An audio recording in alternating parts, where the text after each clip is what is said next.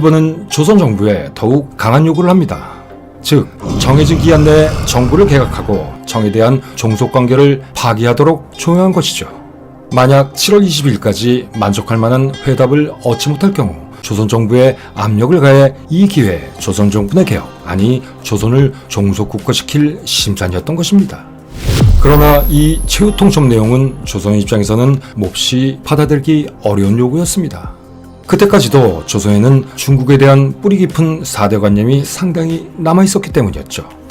이에 결국 1894년 7월 23일 일본군은 경복궁을 점령해버리고 조선군을 무장해제시킨 후 고종에게 아버지 대원군으로 하여금 국정을 총괄하라고 강요합니다. 그것은 이 모든 일이 조선의 내부 구태타 때문에 일어난 것이다 라고 위장하기 위함이었죠. 사실 이 사건은 일본의 독립국이었던 조선의 왕국을 무단으로 점령했던 명백한 도발행위였습니다.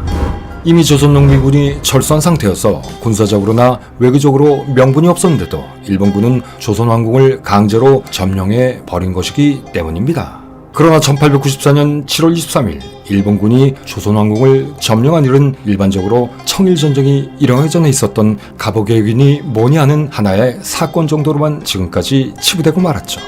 하지만 이것은 단순한 정변이 아니라 분명히 군사적으로나 정치적으로나 조선과 일본 사이에 벌어진 전쟁 행위였으며 전쟁 단계로의 돌입을 의미했습니다.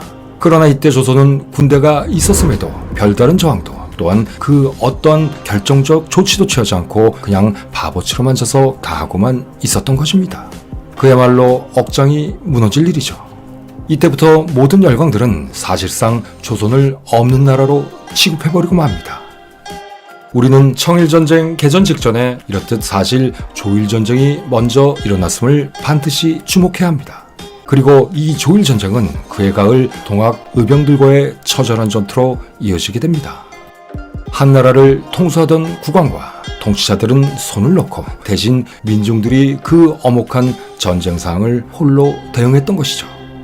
이젠 일본의 앞잡이가 된 대원군은 7월 25일 청과의 종속관계를 파기한 뒤 아산에 있는 청나라 군대를 몰아내달라고 일본 측에 정식으로 요청합니다.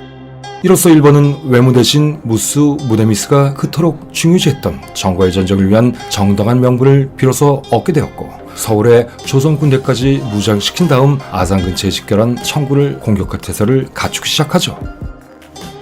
이제 일본은 명분에서 청나라보다 우월하게 되었고 외교적으로도 전쟁에 대한 면죄부까지 받게 됐습니다. 이때부터 양국 간의 대결이 본격적으로 시작됩니다.